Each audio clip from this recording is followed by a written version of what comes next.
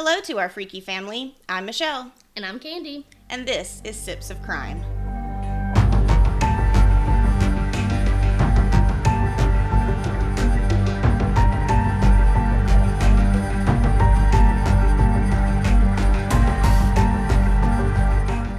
Welcome back, everybody, to Sips of Crime, your favorite true crime podcast.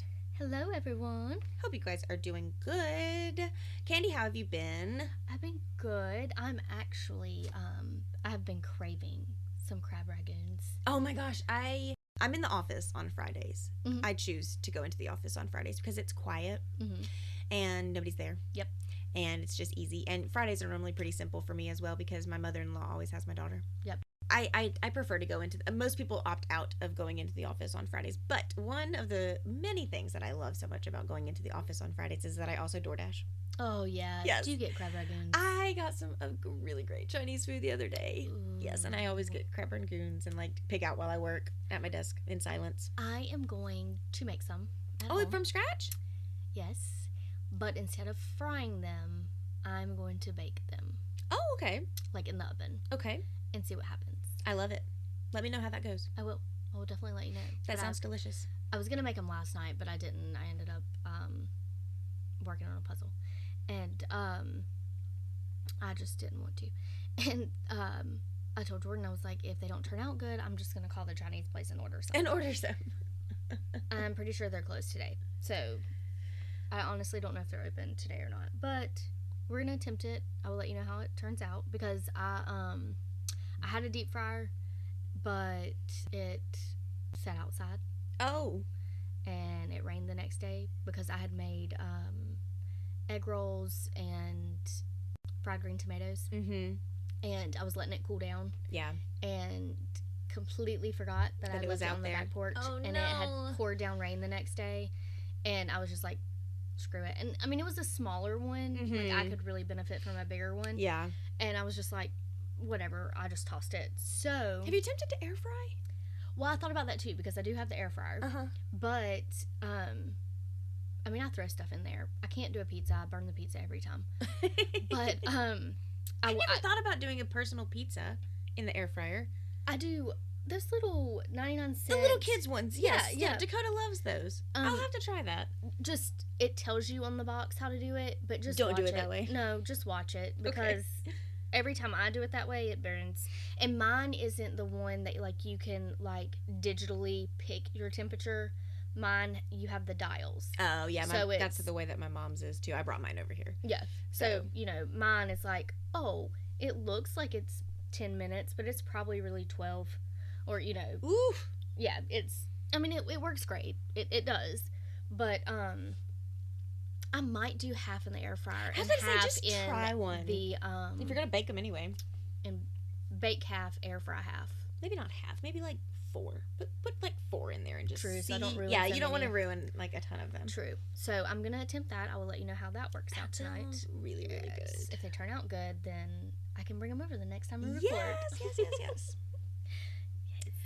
Well, I don't really have a whole lot going on. Like I said, we are in the process. Our land perked. So that's good. We're, well on the way of getting everything going. We've just got so many different ins and outs of this and that. We're trying to see like what we need to do next as far as our house build. So hopefully we'll have some answers as to what's coming next after that. But yep, that's you kind of keep me updated. I definitely will. I know you will because yeah. Most definitely will. But with that being said, I would like to drink. Okay. What do we have? We are going to drink Dark Horse. It's a red blend. And you can get this at, like, your local grocery store. Yeah. It says, a true winemaker's wine. We founded Dark Horse with a bold mission. Use winemaking techniques typically reserved for expensive wines on a wine that our friends could actually afford. I like affordable wine. Me too.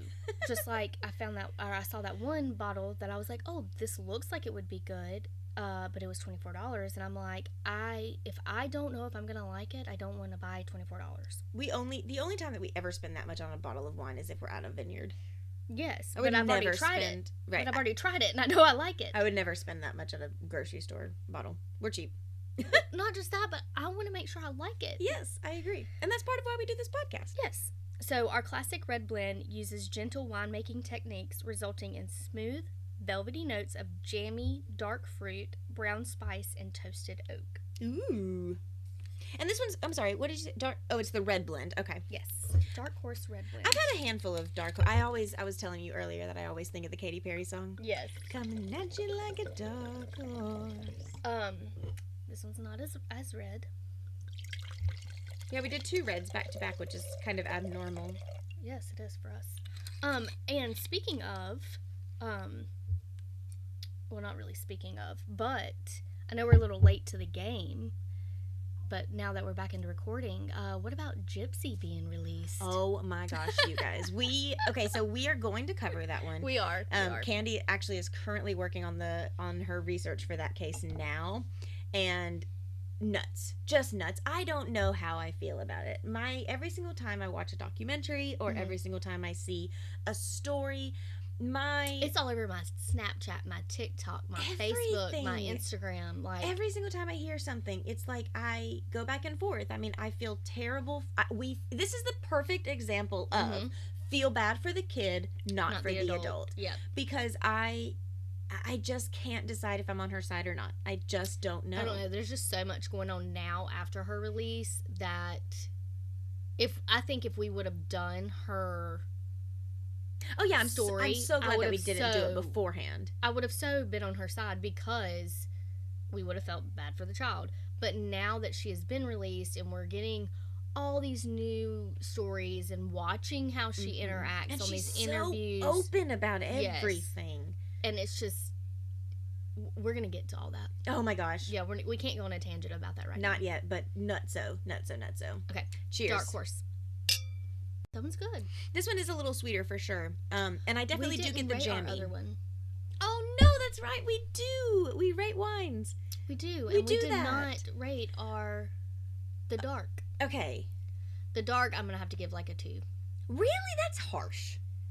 Okay, I'll give it it's not bad. I'll take that back. It's not like, it's definitely not dry like I thought it would be. This is not a sipping wine. This is not a wine that you would pour to like sit by a fire. I think it would be good with a steak. Yes, that's one thing we have to keep in mind is because a lot of wines are supposed to be paired with food, and we don't eat normally. No, we don't. On this we talk podcast, about food. We talk about a lot of food, but we don't normally eat on this podcast because y'all don't want to hear us crunching. This would be delicious with food. This would be so good with your crab rangoons. It would. This, on the other hand, is definitely more of a sipping wine. Like, I could pour this and sip on it by a fire because it has a little bit of, it has some sugar content. It does. It is much sweeter. I'll give the dark, I'll bump it up to like a 2.6, 2.8. Fine. But it's still, like, it's not a bottle that I would get again to sip. Sure. Like, if me and you were going to have a steak dinner. We'll maybe drink some dark. Yeah. The dark. Yeah. But Dark Horse, let me take one more sip. Yeah, take another sip and let's. I think Dark Horse is pretty good. I really like it. We didn't have a whole lot to talk about this. Do you want to froth it? We can. Let's do it. My frother's right downstairs. We'll do it. Let's see if it changes anything. Why not? Pause, please. And now, a quick word from some amazing members of our freaky family. Hello, everybody. This is Liam Collins, the host of the podcast Crime Over Wine, and I'm about to make your Wine Wednesdays so much better. We know that there is nothing better than hanging out and listening to your favorite true crime podcast over your favorite bottle of wine, and that's where we come in. Every week, we share a new head-scratching true crime story while reviewing your new favorite bottle of wine. So your new true crime adventure is waiting for you. Crime Over Wine drops new episodes every Wednesday, wherever you get your podcasts. Okay, so previous episode, we talked about the frothing of the wine that's been on TikTok. Yes, and so now we're going to do it. How long are we supposed to do it? I wouldn't think long. Tell me when. I feel like that's good. Okay. We have frothed our wine. Cheers again. I don't really feel like it tastes much different. I don't feel like it tastes much different either. Maybe a little more, like, airy. I was about to say, yeah, it's a little lighter. Like, I did feel like I was drinking, like, a little bit more of, like a sparkling. Without the carbonation. Mm-hmm. Yeah. I could see that. The second sip is the exact same though. Like, take another sip of it. Like after, like, It tastes like we just opened it. Yeah. It just goes right back to the way that it tasted before. Okay. I don't like it. Who knows? There's no do not froth your wine. There's just no if point. If you want to for an extra step, I will tell you, you're gonna be mad at me. Why? Okay, so do you remember I'm on a new kick, and I'm going to get you there. You might trust me a little bit more than I think you do, but I trust you with my life. But what are we talking about? Okay, so I am totally. Do you remember whenever Lindsay Lohan put out the commercial with the milk and the Pepsi? No, you didn't. No, I didn't. I promise. But you remember how, like, you were saying, like, oh, that's so gross. Like, we were both like, that's so disgusting, blah, blah, blah. And I told you about Laverne and Shirley, you know, that old school show, Laverne and Shirley. Mm-hmm. Laverne used to do that. Like, and this was a show that, like, came on Nick at Night from, like, my mother used to watch it. Okay, it was like an old sitcom of these two women, very similar to ourselves. Yes, best friends. And her thing was like, whenever she got stressed out, she would put milk in her Pepsi, and that was like her drink. Well, Lindsay Lohan did it on a commercial. I think it was around Christmas time. Yeah, and I don't know what she called it. I can't remember. I mean, it's similar to a float, but not. But I have gotten on to the dirty soda trend. What dirty soda trend? So this is where you take a soda of some kind and you put a little bit of so the actual so there's a term for dirty soda. There's like an actual recipe for a dirty soda, but people have taken I feel like you're talking about a dirty martini. No, it's not at all. So it's a dirty soda, and there's an actual recipe that classifies it as a dirty soda. It's kind of a Midwest thing, but other people have like turned it into like just kind of a generic term for when you do this. But an actual dirty soda is a Coke or a Pepsi, a little bit of lime juice, and then coconut cream. Okay? Now, I follow this girl on TikTok who is like dirty soda fanatic, and she uses a regular Coke Zero, which is another thing I am on trend for. Oh my god, I'm obsessed with Coke Zero. There's no calories in it, Candy. You can have as many of them as you want. I drink 0 calorie Sprite. You should have a Coke Zero. I'm obsessed. Okay, but she puts coffee creamer in it. Yeah. And for Valentine's Day, I got... Okay, here's what happened. You remember I sent you that tequila rose, which we need to taste, with the strawberries and cream Dr. Pepper? Yes. Okay, I got it. It was really good. Me and Mom drank it. Absolutely delicious. Just so happens that same night, it popped up on my TikTok feed of this girl making a Coke Zero with some of that Barrington berries and cream coffee creamer. It's delicious, Candy. Candy, it's so good. Candy, it's delicious. Stop shaking your head and looking at me like I'm crazy. It's delicious. I'm going to have you taste it sometime.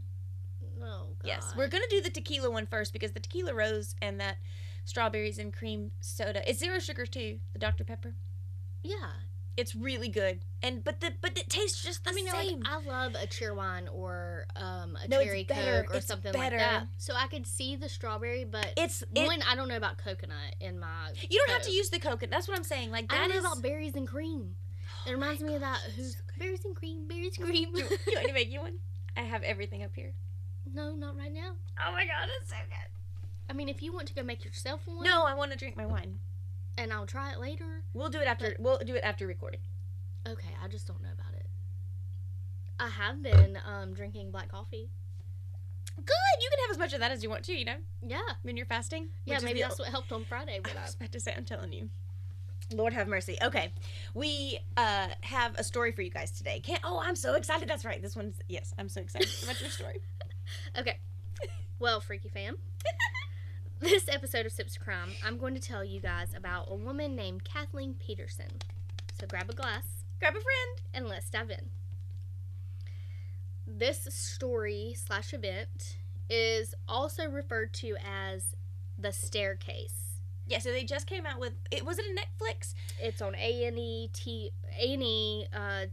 channel. It's on HBO. It's on Netflix. It was a series, or is it just a movie? I think some of them are both. No, The Staircase is either a movie or a series. It's the newest one that just came out, but I don't know if it's a movie or if it's a series. I think the series is Netflix.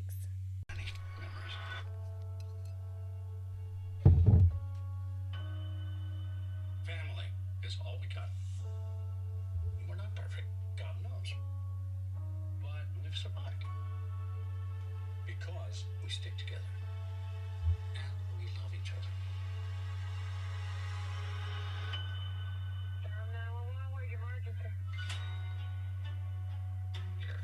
I bet HBO is a movie. And I bet Netflix is a series. What's going on? What are the police looking for? We believe Michael Peterson murdered Kathleen in cold blood. A limited series. Okay. So it is a series. Okay. And it's like a remake. So they have actors. Yes, yes. But it is a remake of Candy Story. Yes, it is. So, it's a really well-known story. You want to go check it out after this, or before, whatever you want to do. I haven't watched it yet. I'm going to after. Yes, I'm going to after. I wanted to hear your episode first. Okay. So, Kathleen Peterson, Kathleen Hunt, was born on February 21st, 1953 in Greensboro, North Carolina. Oh, I didn't know that she was a local. She was. But she grew up in Lancaster, Pennsylvania. She was a very accomplished student, engineer, leader, and volunteer. She was voted, quote, Girl of the Year and, quote, Lancaster Lass in the early 60s. Oh, I love that for her.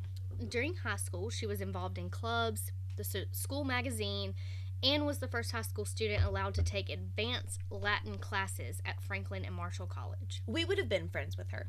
Oh, yeah. Kathleen graduated from her high school as the #1 student in the class of 473 students. She was also selected to be published in the Who's Who book of American high school students. She became the first woman to be accepted into the School of Engineering at Duke University. She obtained a bachelor's in civil engineering and a master's in mechanical engineering. So she was like totally the it girl. Oh, yeah. Like she did it all. Kathleen went on to become an American businesswoman and philanthropist. Yep, philanthropist. Yeah. Say it again. Philanthropist. I know that's a hard one. Yeah. Philanthropist. Yeah, that's what I'm saying. Taking executive positions in prestige pharmaceutical. You're not even going to try Nope. to do it. I am not. Nope. Philanthropist. Yeah, we done said it. We moved on. Sorry. Anyway. And she took executive positions in prestige pharmaceutical and IT companies. She's a very smart woman. Yes. Maybe we wouldn't have been friends because she's way smarter than me.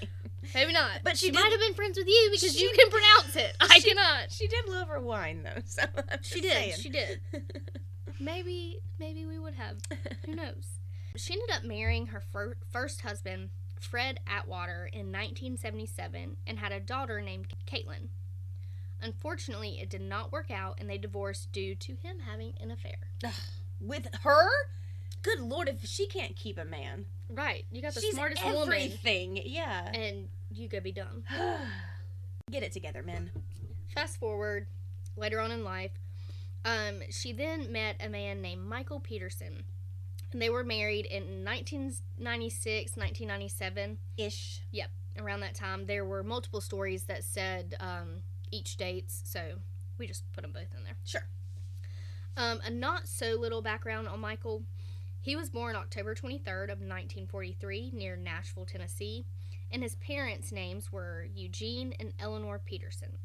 He also graduated from Duke University with a bachelor's in political science. Okay. Now, were they in college at the same time together? It didn't specify, but possibly. Eleanor and Eugene. Oh. He graduated from Duke University with a bachelor's in political science, like I said. While at Duke University, he was the president of Sigma Nu fraternity. Oh, he's a frat boy. Yeah. Frat boy. Was editor of the daily student newspaper.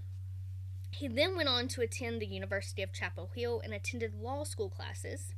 After graduating, he got a job at the United States Department of Defense, where he researched arguments supporting increased military involvement in Vietnam. Whew! Fucking Vietnam! I can't. Oh, Lord. Jordan loves Forrest Gump. And so now every time I watch that movie, I'm going to think about this. Please tell him that me and him are one of the same. During this time, he met his first wife, Patricia Sue. She taught at an elementary school in Germany. Ooh. They went on to have 2 children named Clayton and Todd. In 1968, Michael was ordered into the U.S. Marine Corps, and he served in the Vietnam War. Fucking Vietnam! But in 1971, he obtained an honorable discharge with the rank of captain after a car crash in Japan left him with a permanent disability. Years later, he claimed he had been awarded a Silver Star, a Bronze Star, and 2 Purple Hearts, but he had no documentation to support this. I was about to say claimed. Well, and right, like, I feel like if you're going to get these awards, like, that would be something that, like, there's going to be articles, there's going to be documentation, there's going to be... And you actually have, like, medal. their medals are Yes. are actually in existence. And I feel like if you met someone and you talked about the war and being in it and, you know, being discharged, like, you would bring those things up. Right. Why...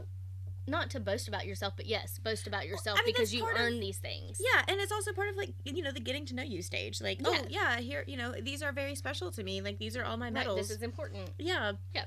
I don't think that's boasting. Like, if you were to show, like, when, like, I have a display case for my daughter's medals for gymnastics. Like, and if she meets a friend of hers, she's like, these are my medals. Like, I mean, Be proud of that. be proud of them. Yeah. Yeah. I mean, like, I don't think that it would be boasting to show your, you know, 2 Purple Hearts, a Bronze Star, and a Silver Star to somebody you're getting to know. Like, that's not...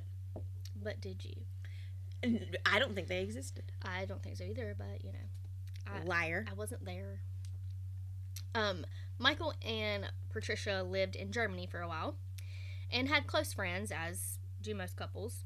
When their close friends passed away, they became the guardians of their 2 children, Margaret and Martha Ratliff. Michael and Patricia ended up divorcing in 1987. The 2 sons, Clayton and Todd, they stayed with their mother, and the 2 daughters actually went, Margaret and Martha actually went and lived with Michael in Durham, North Carolina. Okay, hold on. Mhm. So, Margaret... And Martha were the Wait. Okay. Michael and Patricia had how many kids between the 2 of them? Just Clayton and Todd, their sons. They had 2 sons, Mm-hmm. and Patricia already had... No, their friends passed away. So when their friends passed away, the couple... Those were They their adopt- kids, their yeah. guardians. They Okay, they so they were were like guardians. godparents. Yep, of Margaret and Martha. Okay. So they weren't Um, actually related at all then. No. So Margaret and Martha were with Michael in Durham, North Carolina. Mhm. Clayton and Todd are with Patricia, The still 2 in Germany. Their biological mother. Mm-hmm. Eventually the sons did join Michael in Durham. So fast forward, we're here, 1989, when Michael had met Kathleen, Mhm. and now they've moved in together, and they become a blended family Mhm. with 5 children total. None of which are Kathleen's. Only Caitlin. Right, because she Yeah. had a daughter. Yes. Okay. with Okay. Caitlin. Yeah. Whew, it's like the Brady Bunch. Yeah. It is, but you know, the blended family has moved in. Mm-hmm. There were a few articles that stated the 2 actually moved in together in 1987 before he divorced his first wife. And once the divorce was finalized, him and Kathleen married in 1997. So that's why I threw in the 1996. They don't really know, like, when... Yep. Okay. So they might have moved in before they were married. They might have gotten married before they moved in. Nobody really knows. Right. Who knows if the divorce was finalized? Whatever. They were living together. They're now a blended family. Happily ever after. Yeah. For Kathleen and Michael were thriving in life. She was a telecommunications executive, and he had received a $500,000 advance on a book deal. In 1992, they bought an 11,000 square foot, 14-room mansion on 3 acres of land in Forest Hills neighborhood. I am not building a house that big. I don't want to clean it. That is one of the reasons that we sold our big house. Okay, y'all don't know, but my husband and I, as we've been talking about, we are in the process of selling our house and building a new It's sold. home. We have officially sold our house, but we had a 4-bedroom, 3-bath house in North Carolina. We just sold that home, and it was my fault. I told him to buy the house for me. I'm like, I need a bigger house because I want a guest bedroom. Don't let her lie. She utilized every inch of space in that home. That is one of the reasons we sold it, was because it allowed me to collect so much junk. I don't know what I would do with 14 rooms. What? I can't. It ended up being too big. My husband and I are done having children. We are building When a there's small only 3 home. of them, and they had 3 bathrooms. Yes, and so we could all poop at the same time. It was ridiculous. I'm telling you. So we are building a much smaller home, but we just determined that it was too big for us. And like I said, listening to this, it's like 14 Which, rooms. I mean, I'm assuming with your $500,000 advance and her huge I don't even know that many backstory. people. But they probably had a house cleaner. Yeah. Somebody probably came and cleaned their house if they didn't have a maid. My 4-bedroom was too big. So I almost hired a maid for my 4-bedroom. I did. I am definitely I'm going to clean my home. But then I'm going to have someone come in and deep clean. Like quarterly. Yes. Is what I want to do. Like, I think it makes sense. Ladies, seriously, it's not that expensive either. And men, you should do this for your wives or your girlfriends or I'm talking about them like your mothers. baseboards, walls, Have, all of that. It's not that expensive. Have some, like, for Valentine's Day or for birthdays or, like, anniversaries, go and find a house cleaner and just hire them just quarterly. And they're everywhere. They're so local. You're supporting everywhere. a small business. It's a great investment. And like I said, it's really not that expensive. I think that it's only probably like $250. If that, depending on your square footage. And you can think about that like every 3 months. $250 divided. I mean, come on. And I promise you, the woman in your life will think you are a saint. Right. I mean, I'm doing it. Once I get, because we're redoing the office, we're doing all that stuff. Once I get everything where it's supposed to be and stuff like that, then yes, I'm going to have them come in. I'm going to have them deep clean. I don't care if I just cleaned it on Saturday and they're coming on Monday. No, just Nope, because I'm not come cleaning the deep clean. baseboards. I'm not washing the cobwebs. walls. I don't have time. I have a 4-year-old at home. Like, I just don't. Yeah. So I will be more than happy to pay you to come in and do all those things. Yep. Men, do it for your wives. Wives, if your men won't do it for you, Just call us. do it yourself. Well, that too. Or, just call us. Well, we can start a fund. We can start a fund and just be like, we're going to raise money for all the women that listen to us or men, single men that need their house deep cleaned. Oh, that's a good point too. Yep. Okay, so I'm just gonna we're going off on a tangent here, but I will say I just actually learned about this organization. And it's kind of amazing. And I found it on TikTok. I don't know if you guys follow her, but her name is Jen Hamilton. She's a North Carolina labor and delivery nurse who's amazing. She has the chicken. She has the chickens that live in the house. She's amazing. You guys, I will link some of her stuff to our website, sipsofcrime.com. You guys, she assists. I don't know if she runs it. I don't know if she's like the owner of it, but she is part of this nonprofit company called the Hot Mess Express. Cute. And what they do is it's a team of women who go and clean other women's houses who have been going through tragedy. That is amazing. So moms of loss, moms who have children in the hospital, mothers who have lost husbands, mothers who have lost children, mothers who are sick, mothers who, they go in and they just clean up their whole house. That's amazing. It's completely free to the receiver, and it's all volunteer efforts. And it's like bringing me to tears. That's just really trying to think sweet. about it. But it's called the Hot Mess Express, and it's other moms helping moms. We will find out some more information around them since Candy brought it up.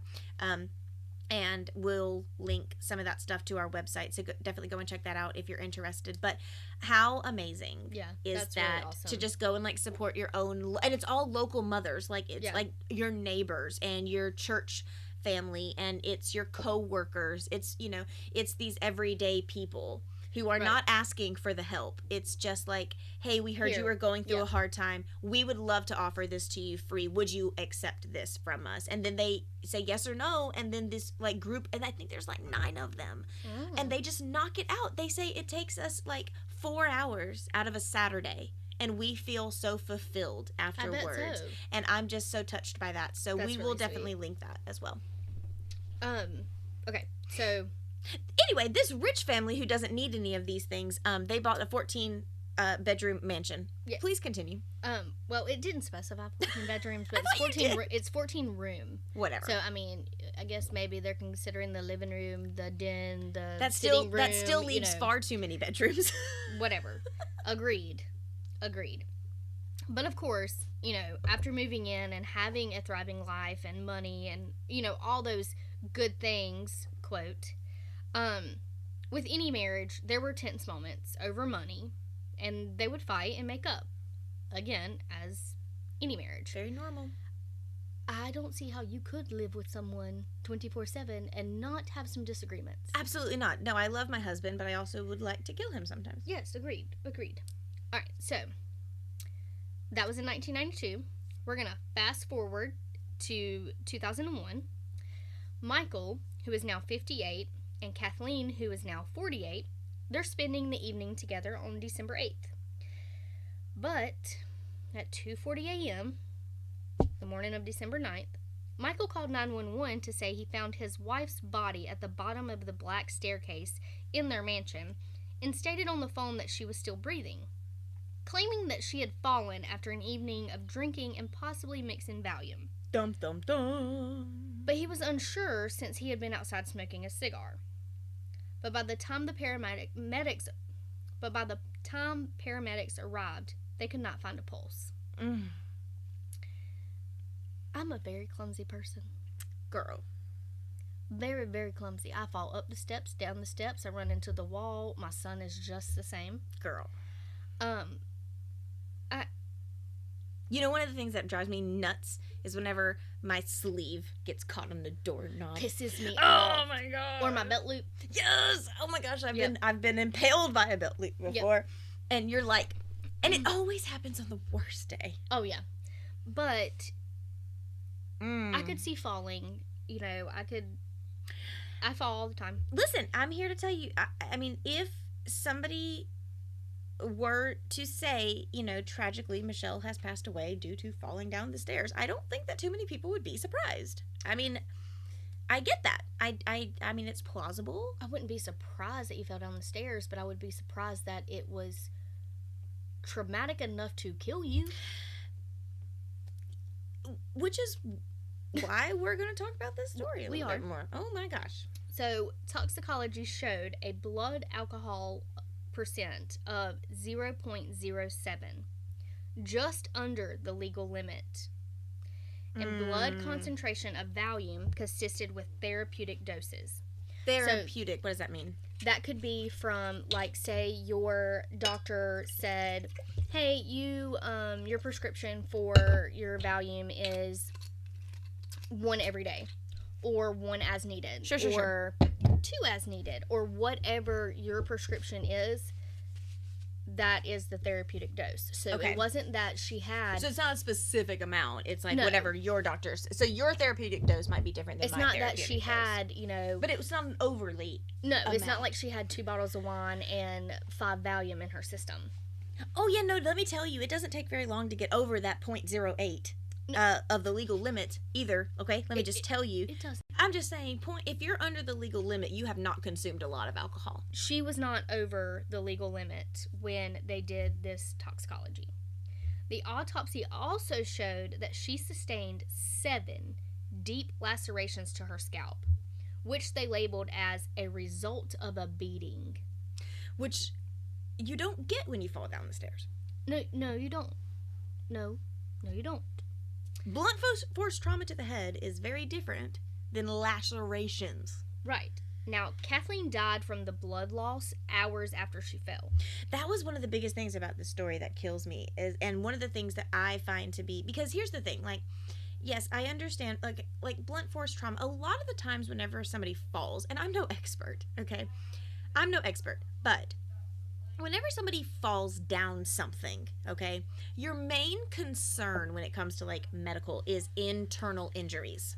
Mm-hmm. You are very... Or if you get a bump on the head and it's not protruding and it's going inward. Yes, very much so. Internal bleeding is a problem. Mm-hmm. Very much so. Bruising. Very much so. Like Candy was saying, you're in like indentions into your head. Now, the amount of blood at this crime scene, Mm-hmm. or not crime scene, at this Event, was incident, astronomical. accident, whatever. Okay, there was so much blood at they describe it as very, very gruesome. And Mhm. I just have And I did see the picture. I And did you not can find save them it. too. I did not save it. It will not be posted. We will not be because posting it. It's a lot. It's too much. But you can find them if you need to. But the amount of blood that was found at this scene is the one thing that throws this story off. To me. That and another the lacerations on her scalp. Yes. Like you just don't get them from, like I said, Falling down the steps. I can see internal bleeding. I can see internal bruising. I can Yeah. see, bone bruising. I can see organ Contusions. yes, Mhm. all of these things. I can see what you were talking about indenting skulls, Yeah. skull fractures, but none of those things cause external blood. Right. So, With Kathleen dying from the blood loss hours after she fell, investigators deemed Kathleen's death suspicious due, of course, to the great amount of blood at the scene and ruled it as blunt force trauma. Of course, during the investigation, the spouse is considered a suspect. It's just... always. Be It- prepared. If somebody close to you passes, you are going to be their first person that you're going to come talk to. It's just... As they should. Agreed. And you could have the happiest relationship. They're still going, But you're they're still going to be question questioned. You're going to still be considered a person Of interest. yeah. And this didn't help as more information regarding their personal life came out. Mm-hmm. But on December 20th, 2001, Michael was indicted by a grand jury for first-degree murder. So they were pretty much like, hey, we think you did this. Yep. So Michael's murder trial began on July of 2003. Pictures of naked men had been found on his computer, along with communication about Michael meeting these men for sex. Ooh. Prosecution argued that Kathleen could have discovered this information and confronted her husband, as would any wife. But, of course, defense argued that they had a happy marriage. Mm-hmm. Prosecutors also argued that Michael beat her to death, or that the motive was for the life insurance money, because that totaled out to $1.8 million, and their credit card debt was over $100,000. But, I mean, if you really think about it, though, considering of what they were worth, Right, it does. is $100,000 in credit card debt really that much? Because, both of us have been in finance for years, Right. and we see businesses run up a tab easily of way more than that on a normal basis, and it's just kind of like, we'll yeah. pay it off at the end of the month. Yeah, like, okay, yeah, I'm up here at, $11 million. Okay, well, you're going to get my monthly payments, but here in about 6 months, I'm going to go ahead and I'm going to pay that off, and we're going to, redo our loan, and we're going to either decrease or increase, Yeah, because finances change so quickly whenever you're dealing with that amount of money that, you have to wonder, was $100,000 of credit card debt really even Well, and suspicious? Look at, dealerships. Mm-hmm. Yeah. They do all sorts of money movement. Yeah. And At any given time, they could be in debt of $1,000, like $100,000, Yeah. and then, easily know You that know, next month it's they- going to get paid off because they're going to sell 20 of those cars. Right, and they're gonna okay, we're supposed to recast our loan in 8 months, but right now we ain't looking so hot. But in 8 months, we're over here making millions of dollars more. It just that to me did not. It doesn't seem like a trigger No, I don't feel like that would have been a motive. when you're dealing with an engineer wife and Right, and a you book already- deal. You got $500,000 book deal, Mm-hmm. right? $500,000. Yes. Yeah. Or Yeah. a book deal that you could not sit down and write another book. No, I'm not saying writing books is easy, because I do want to write a book. I have come up with my plot. I was going to say, what are you going to write a book about, Candy? Remember I sent you my intro, like my little first but paragraph. I haven't heard much about it since. No, because I, one, have not really had time to sit down and do that. I think that's going to have to be something that I do later on in life when my child's a little older and I have time to sit down and really do it. It took J.K. Rowling 7 years to write the first Harry Potter book. Well, and I don't see myself writing a book in a week. No. You know, like, it's going to take me a long time. I do have a plot that I kind of want to go on, but I also don't want my book to be, which is going to be hard because so many books out there do have the same plot. They have the same story. They do have the same, it's just, I don't want to copy anyone. Yeah, I want it to be my own. I will say that, like, one of the things that drives me nuts about so many books, and even the book series I'm reading now, like the Court of Thorns and Roses, it's predictable. That too. I don't want it to be predictable. It's predictable. And there are authors that, like Riley Sager. I have read multiple of his books. Or I did one, what was her name? I read 2 of her books. It was the one where she was writing about Rachel, the one that did the podcast, and one was The Night Swim and Dark Corners. Uh-huh. Her writing and the way she tells the story is very the same. So when I read the second book, I knew how it was going to go, but I just don't want to copy another book. Mm-hmm. Like, I want this to be my own thought. If it somewhat seems like, oh, you know, Harry Sue over here wrote something similar, okay, cool, I didn't read that book. It is what it is. But, you know.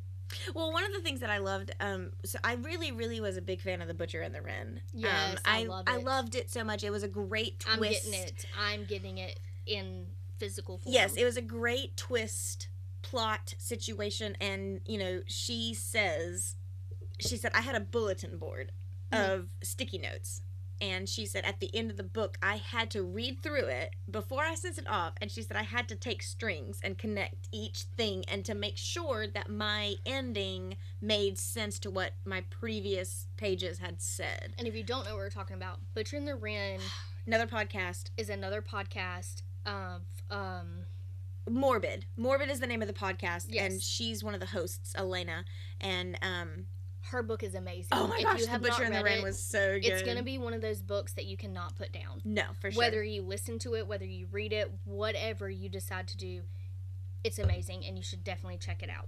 Oh my gosh, tangent episode, you guys. Seriously. Okay. It's been a while. It's been a while. It has been a while. We have been catching up. This is only episode 2 back. So, okay, they're in the argument, prosecutors, whether they're happy marriage or not. It was also mentioned in the trial that Kathleen was the only owner of their mansion and the car. Oh, so his name wasn't on it? Nope. Another thing that was mentioned was Kathleen's company, Nortel. They had a mass firing, and the couple was worried she might lose her job. Then if that happened, it would leave them without the necessary sources to continue the lifestyle they had, which I can get. Like, I could understand if you're used to living this lavish lifestyle that, oh gosh, but she has so many opportunities under her belt. Yeah. It's not that she couldn't go get something else and still make that kind of money. For sure. But prosecutors brought up Michael's ties to an earlier death. What? Yeah. So, remember when Michael lived in Germany? Mm-hmm. Well, apparently, the friend named Elizabeth Ratliff, which was the mother of Margaret and Martha. Yes, the 2 girls. They're his goddaughters. Yes. Of course, that was, her and her, they were very close to him and his ex-wife. Mm-hmm. Friends. Now, remind you, she died in 1985. She was found at the bottom of a staircase, just like Kathleen. What? Michael had been at her house the girl's night before. Mother? Yes. Michael had been at her house before. This is also the mother of the 2 daughters that we just, But Michael had been at her house the night before, and when she was found, she was dead at the bottom of a staircase. Does anybody, say anything about, why he was over there? Was there, a romantic relationship going on? Were they really just friends? Was he over there arguing? Why was he over there? None of the articles that I could find said anything. And now, mind you, we mentioned the series that The is Netflix out series. there. I did not watch it yet. I did not want it to alter what I had already researched. But I am interested to see if they bring that up in the series. Oh my gosh. Because I feel like they would. Yeah. Like, you know, and whether it's true or not, because, you know, any type of TV series, whatever, they're going to tell you things to draw you in. Oh yeah, for sure. But the German investigators for Elizabeth's death ruled it that she died due to a medical hemorrhage. In 2003, the medical examiner who performed Kathleen's autopsy conducted a second autopsy on Elizabeth's body and made them exhume her body. Oh my gosh. The examiner determined that she had been beaten to death. No one was ever charged for Elizabeth's murder. A large part of the prosecution's case relied on the blood splatter evidence of the SBI, which is your State Bureau of Investigation. They said the droplet patterns found on the walls and the steps of the stairs of the Peterson home matched what would be resulted from a beating. The blunt force trauma theory is that a long, thin, rounded object was used as the weapon, like a home's fire poker. Like, you know, the fireplace's fire poker, which was missing during the early investigation. I think that they also looked into like a golf club. Yes. I think they also looked into like if a baseball bat, like they were very like anything that was round. the contusions on her head, not contusions, but the leisures on her. What are they called? Not leisure. Not leisure. We're not relaxing. Lacerations. The lacerations on her head were very specific, and like I remember them having to conduct like a bunch of different tests as to what would actually cause that pattern of like breakage. And I mean, they looked into a golf club, they looked into a fire poker, they looked into a baseball bat. Like they also dropped a bunch of things onto a dummy head. I mean, it was just, oh my gosh! Like there was a lot of research done to it, and they were also trying to figure out what might also cause those blood spatter evidence, because that's not going to happen when you're falling. Falling down the stairs. They did confirm that like this isn't really how your blood would spatter if you're falling down the stairs, even if the staircase could cause these lacerations. Well, the fire poker, which we just said was and we all missing. know what that looks like too. It's got it's got the little hooky thing at the end with the round you've got thing. the point, and then you've got the other one. It's like a double-headed. Yeah, one's like a poker, like it's a sharp point, like a long point. Maybe we've got another one that is rounded, like a hook. All but on the they're same still thing. pointy. Maybe we post a picture of it. Yes, on we Facebook. Should. We definitely should. On the Instagram episode. This poker, which was not there during the early investigation, it did actually turn up in the home's basement late in the trial. It was admitted as evidence, but showed no signs of having been used for the murder. I don't care if what they say. If it wasn't found before, you can't tell me that it was not cleaned. Yeah. Before, and that's why you didn't find anything. If it was the weapon. And how long between the initial investigation did they eventually find it in the basement? Because it was quite some time. I could not find it anywhere. I could not find a specific date. All I got even if it was the next day. All I got was like a lengthy time. They find her body. No fire poker is in the house. Then at some point time later, they find it in the garage. Even if it was a day, that sucker could have been cleaned.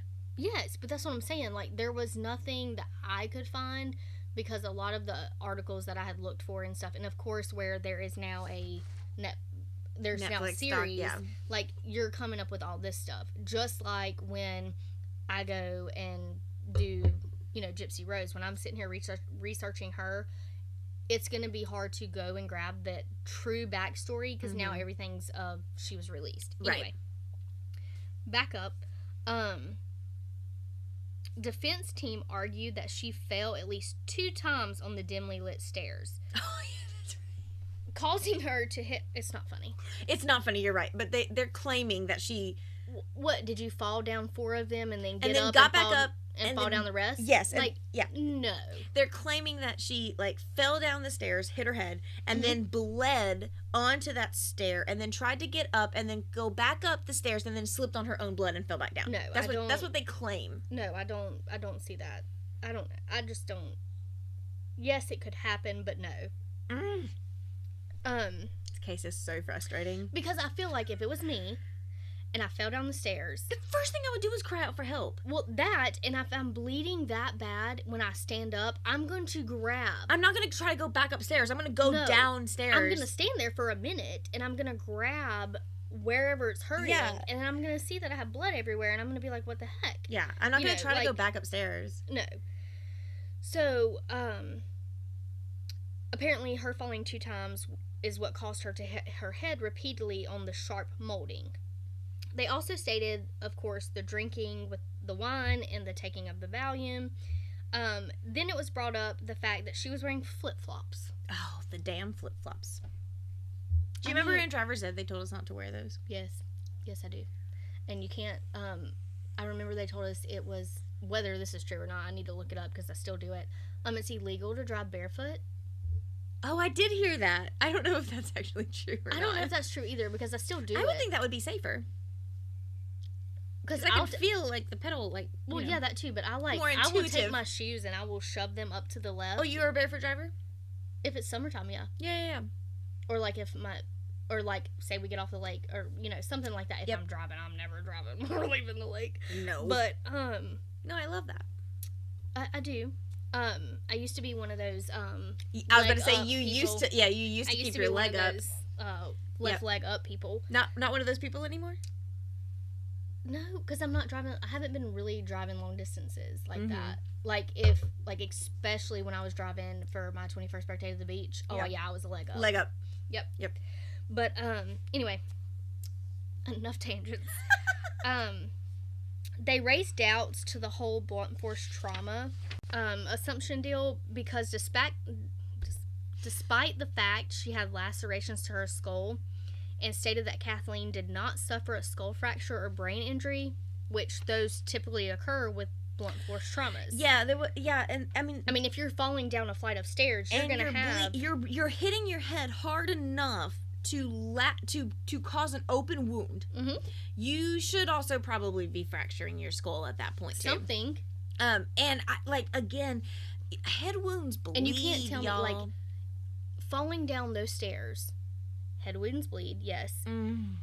Whether it was a skull fracture, whether it was skull Mhm. bruising, a brain injury, some type of concussion, Yeah. something would have happened. Yeah, it was more than just blunt force trauma in this situation. Like, it was just a very weird pattern that Mhm. they found during this autopsy, and it was just very specific markings that just didn't add up. They just didn't add up. So, following the 3-month trial, Michael was found guilty on October 10th, 2003, and was sentenced to a life without parole. He was sent to North Carolina's Nash Correctional Institution, where him and his attorneys filed multiple appeals but were unsuccessful.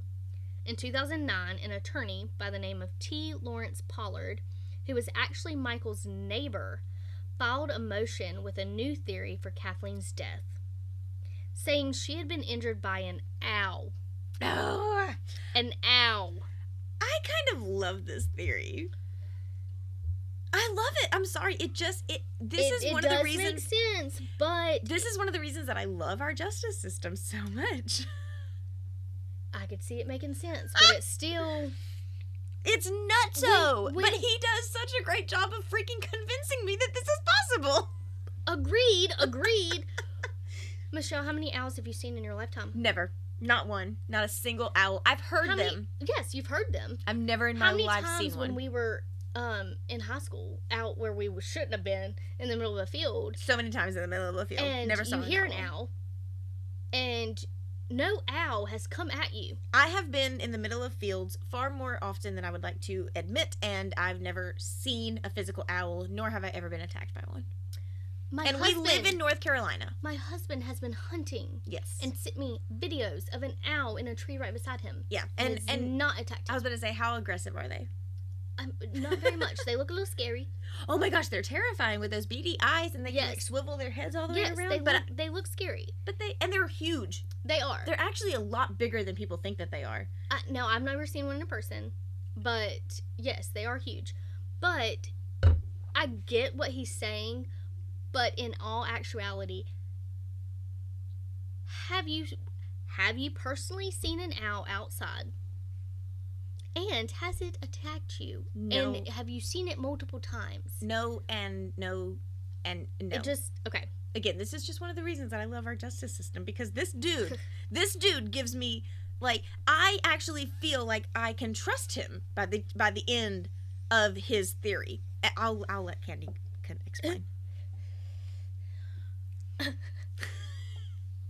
Her scalp wounds supposedly had been caused by the owl's talons. Pollard found a single microscopic feather listed in the SBI crime lab. And he submitted a motion saying that there were more feathers and hair found in Kathleen's left hand. So what, the owl's attacking her and she's trying to grab the owl. Like, I'm not trying to grab it. Oh, come on. If you have an owl attached to your head, you are absolutely trying to smack it. Trying to go like I'm trying this. to smack it. I'm not trying to grab it. No, but I think that you'd probably get a feather in your nail or two. Maybe, but I'm just saying this is a plausible situation. It does make sense, but it doesn't. Of course, this new theory drew attention and ridicule, but did not get Michael a new trial. In 2010, an independent report revealed multiple cases of distorted or false evidence from the SBI's blood analysis unit. Michael's case was not among those listed on the report, but the blood analyst who testified at this trial was involved in the many cases of the report. So, on February 14, 2001, Michael filed a motion for a new trial. Later that year, on December 14th of 2001, the judge who oversaw Michael's first trial relinquished his conviction due to, quote, materially misleading and deliberately false, unquote, testimony from the blood analyst. Yeah, so the guy who recorded the blood splatter and who ran all of the tests, and ultimately the guy who came in and said, no way did she fall down these stairs, no way did this blood splatter, no way was it caused by her falling. Yes. It was absolutely some sort of blunt force trauma and some sort of beating. Mm-hmm. He gets convicted of lying and falsifying evidence for other cases, not this one, but for this one wasn't on the report, but right. Other ones, yes. Yes. So he gets ultimately called in and said, oh, well, we found that this isn't true and that he had falsified this evidence for other cases, and so of course, mm-hmm. every other case that he had worked on gets looked at, gets thrown out, gets reevaluated, whatever the case may be. Yep. So that's what ultimately happened. So Michael, who has now spent 8 years behind bars, posted bail and was released on house arrest December 16th of 2011. All because of this dude. Yep. Prosecutors appealed the overturning of the verdict, but North Carolina's Court of Appeals upheld the decision in July of 2013. Michael's lawyers tried to get the case dismissed because of the physical evidence had not been properly preserved, and it was denied in November of 2016. Michael was supposed to go to trial in May of 2017, and the owl theory could have been part of the defense. But on February 24, 2017, Michael entered an Alford plea to voluntary manslaughter for Kathleen's death. He still stated that he didn't kill his wife, but the Alford plea allows people to continue to maintain their innocence while accepting there is enough evidence to convict them. With this plea, Michael was a convicted felon, but the time that he had already served in prison, he was allowed to leave the courtroom because he had already served those 8 years. Time served. Yep. As of 2022, Michael is said to be living in Durham, North Carolina on a ground floor condo that his defense attorney says has no stairs. Oh, thank God. Good Lord. Kathleen- After 2 murders. 2 potential murders. You don't need stairs. You obviously don't know. I love, though, that the defense attorney adds in that he's living in a condo that has no stairs. Just so everybody feels a little bit more Just comfortable. in case someone else dies around him. It's not because of the stairs. No, there's no stairs there. Kathleen has a sister, and which we didn't mention earlier. There was not much information on her. She continues to believe that Michael did, in fact, kill Kathleen. Well, yeah, just like everybody else in the United States. Yeah. Since Michael's release from prison, he has wrote 2 books called Behind the Staircase and Beyond the Staircase. Both were published in 2019 and give detail on behind-the-scenes information on his trial, his prison life, and life after prison. As much as I want to go read these books, I don't want to give him the money. I was just about to say I don't want him to profit from it. No, I don't either. He totally did it. I know, but you know how bad I want to go read these books now? Here's the thing. I just can't. I can't because I don't want him to profit off of I it. thought that it was, well, I guess it's only if you're in prison, isn't it? Like, you can't profit off of the crimes. I think that's only in prison. Yeah. Unless they have a court order that those books that he published do not profit off of it, because it does talk about the crime, it does talk about his trial, it does talk about those things, unless there is a court order. But he's got to be profiting something. Well, no, I think he absolutely is profiting something, because the only reason he's out is because the blood analysis guy screwed up.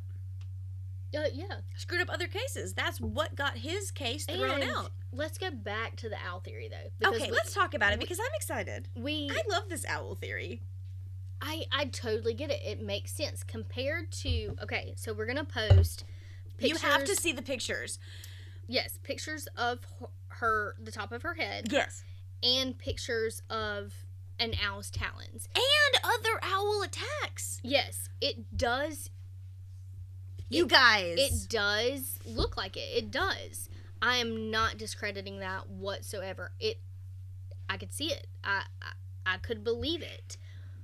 My whole thing, it is though, so far-fetched. I get it, that but it this is so guy was plausible. not there.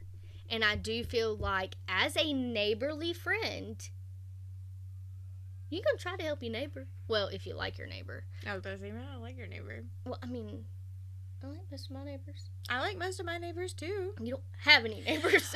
I liked my neighbors. If they had gotten attacked by an owl, I would have assisted. Michelle's living in a cardboard box. She doesn't have any neighbors. I'm homeless, you guys. I'm You homeless. have to quit telling people that. I'm homeless. Anyway, I do see it. I really do. But my whole thing is, if that was the case, if you got attacked by the owl after you had drank, after whatever, you had to have lost enough blood to make yourself woozy, dizzy, whatever, to be unstable on the stairs and then fall down the stairs. But you still had to know there was a problem. Here's the thing that I think you're missing, though. I think that the idea of an owl attacking your head is enough to disorient you to cause a fall.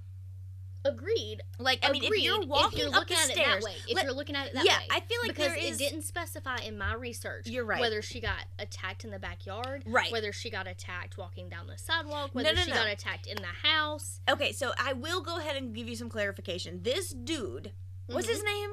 David Rudolph does in fact claim that the owl flew in through a window and attacked her on the stairs. He thinks that while she's on the stairs, like, you know, like 3 or 4 or 5 stairs up, she gets attacked by this owl. She's disoriented, now they have a fighting mansion, this owl. so you're way more up than that. Maybe it is more. I don't know. But my point is, though, she's in the middle of the staircase. Owl flies in and attacks her head. And she's fighting off of it, slips, and then falls down the stairs. I get that. It does make sense. It could be But it could be, or he could have wham, wham, wham Oh, no, as a yeah. poker. Yeah, you absolutely could have whacked her over the head with a poker a couple of times. And it for looks sure. like a talon. For sure. If someone's attacking you with a fire poker and hitting you, they're hitting the exact same spot. Oh, They're you would be so disoriented. But not just that, but you're not hitting the same exact spot. No. You're hitting over and over. Yeah. And I could see it where causing that, like, 3-prong pattern. Like a talon pattern. Right. They say that it's possible, but the fact of the matter is, like, I mean, just like you were saying, I mean, the idea. I mean, we have been, I don't know what generation most of our listeners are growing up in. And you didn't have any screens on your window? Well, yeah, I mean, you would have had to have had an open door or an open window for the owl to get in, and they're huge. They're so big. Why is the owl flying into your window? Now look, I've had some birds in the basement. Have you? Just like little birds. Yeah, and I dropped to the floor because But you also have an open garage door. Yeah, because the garage door's open. That's how they get in there. It's huge. But I still think it's so freaking far fetched. But that's part of the. Okay, here's the thing. I do not. I still think you did it. I do. I do not enjoy people getting off for crimes that they committed. I don't. Okay, I get that. But what I do love so much is the idea of just creating enough reasonable doubt. Agreed. To make you think. And I'm sorry, but this owl theory in this case was kind of a home run for me. Like, it was like, okay, like, I see what you're saying. I see what you're, like, nobody was there. Mm-hmm. You can't say that an owl didn't fly into the window and attack her. And I'm sorry, I love it. I love it. It's not, I know for a fact that Michael killed her. I know that Michael killed her. If it wouldn't have been the previous friend in Germany. Yeah. That died. Yeah. At the bottom of the staircase. Way. Yeah. I probably would have leaned mm-hmm. towards the owl theory. But no.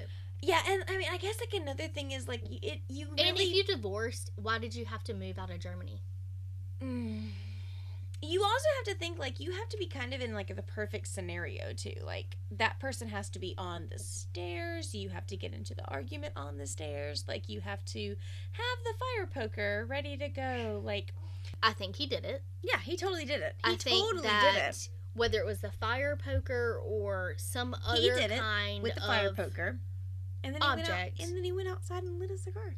Yes, I think he did. I think because of the amount of blood that was at the bottom of the stairs or whatever, I think it had been hours before he even called. It's the blood at the bottom of the stairs was also disturbed.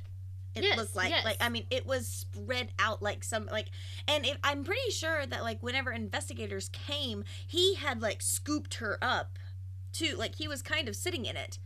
Yeah, because he's gonna play it off. Yeah, like, I mean, he's like, oh no, my wife. No, yeah. Yeah, so, like, I mean, like, obviously the blood was disturbed, but when you look at pictures of the staircase where she was, like, obviously in the which pictures... we're gonna post. I thought we decided not to. We're not gonna post the blood, but there is a picture that I sent you of the staircase itself. Yes. There is a picture of the top of her head compared to an owl's talons. Yeah. There is pictures of them and their family, but we're not posting the crime blood evidence. Yeah. Yeah. But, like I said, it's a lot down there, and, I mean, you can kind of see where it's disturbed, but you don't know if it was disturbed before the body was removed or, like, it was just, oh my gosh, like I said, there's just so many different ins and outs of this story, and it's such an interesting case. And I bet though nobody wants to date his ass. Oh, I bet he's single AF right now. Like, you would absolutely not. No. And like you said, he lives in a place with no staircase. Maybe he's safer now because there's no stairs. Maybe she's like, yeah, I'll go after that since there's no stairs. No. Fuck no. You guys, I hope y'all enjoyed all the tangents and the story.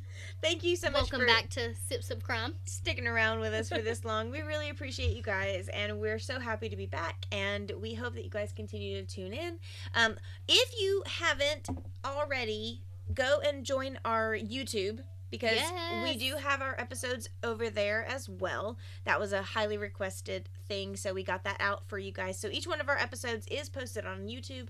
We have new merch, so you can find all of that new merch. Comfy merch too. So comfortable, you guys. They're Bella Canvas t-shirts. And not to, boast Michelle, but I'm going to because she's badass. She also, let's not forget that, she has wedding videography. She does photography. She went ahead and done a shop for clothes called Cash & Co. and the cutest freaking stuff. So check that out too. Thank you, Candy. I appreciate that. Yes, we will link all of that on our Sips of Crime website for you guys to check out. And so definitely go and grab some of our merch because it's really cute and it's brand new and you guys could be some of the first ones that have it. And if you want to check out Cash & Co., you absolutely can. It's definitely tailored more towards like moms and like kind it's of comfy. That's all busy that matters. women. Yes, it's all about comfort. But yeah, so we will be bringing you guys some more content here soon and we're so excited to be back and up and running, and we hope that you guys have a great rest of your day, and we will talk to you in 2 weeks. Bye! You can join our freaky family at sipsofcrime.com, where you can sign up for our monthly Slumber Party Patreon and follow us on social media. Thanks for listening. Stay alive.